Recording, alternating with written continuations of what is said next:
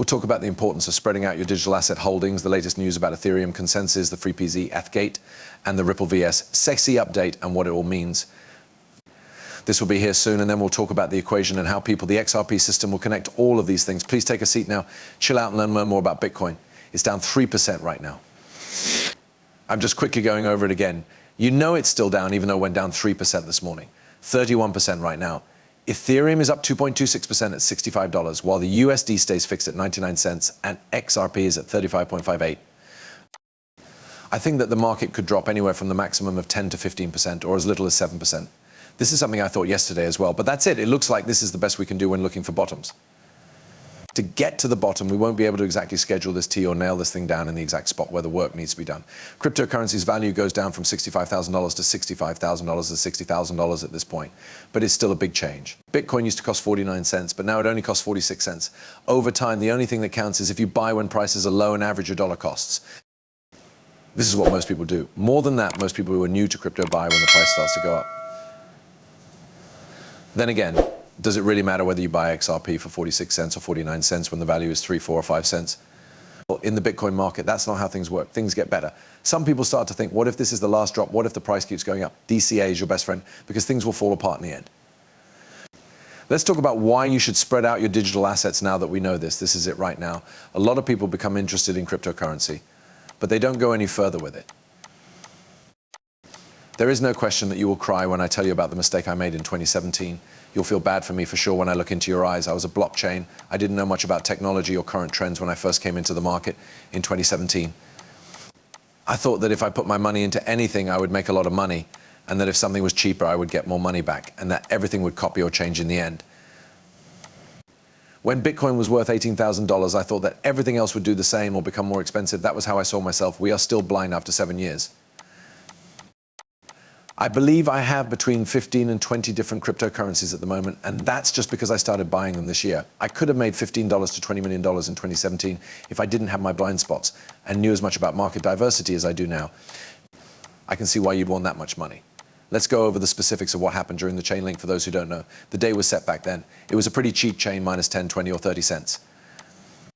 The link costs about $15 right now. I could have made a lot more money. If I carefully looked into the matter and found that there will be no winner at this point, would that mean you should sell your XRP and look for other opportunities? To put it another way, I think everyone should have bought something every week during the 3 years of the bear market.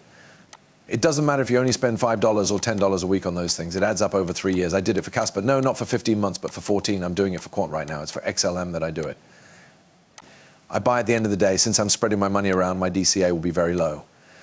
This way, if things do change and some other assets do better, like Chainlink IoT or HBAR doing better than Casper or XRP doing better than everything, I will be well positioned in all of these different cryptocurrencies. And what's important is the return those coins will give you, not how many you can get for $1. Think about this. You have 10,000 XRP that you could have bought for $50. Even though $10,000 seems like a great deal, if XRP only goes up in value by 2 times, your Casper will be worth more. For example, you might only have 200 Chainlinks for the Chainlink because it is worth more right now. You will make a lot more money in the long run if your chain link works at a 5x or 10x rate instead of 10,000 XRP. It doesn't matter how many coins you own. Being honest, it took me 1.5 years to get past this problem because I was always thinking about how many coins I would get in return. The real question, though, is how many extras that return will give you. Jay Jan says, hi, do you think Link made $100? People, I want to let you know that we have already coded and locked in a $100 chain link. It will all go over $100. While I'm not an expert on money, I think we're getting closer to those 2250 points on the chain link. That's about $14. You shouldn't do what I'm telling you to do. Take a look at this, then do what you want with it. We get daddy money and mummy money, as we call them. There is a sister coin to ours. Who is really becoming a brother? That is what we will talk about next. The worth of stable coins will go down by 2025. E-money can be found almost everywhere. Circle's Jeremiah made a great prediction, and he was right. He's right. How do you think Ripple is making ground on Tether and losing its top spot when it only has stable currency? First, let's talk about what's new with the Ripple VCC case. St. Alder adds his thoughts. This is what he says. This is a big win for agreement, but there are still a lot of problems that need to be solved. It means either that the SEC doesn't care about Ethereum sales and offers of securities or that Ethereum isn't safe. When asked, will Gary Jensen now explain where MetaMask stands right now and what's at stake? A government can't control anything. That is a great question. It's clear that they're picking winners and losers, even though we knew what they were doing with Ethereum raising. Is there enough money in an ICO to start the business? What is Gary Gensler going to do when he's asked this question?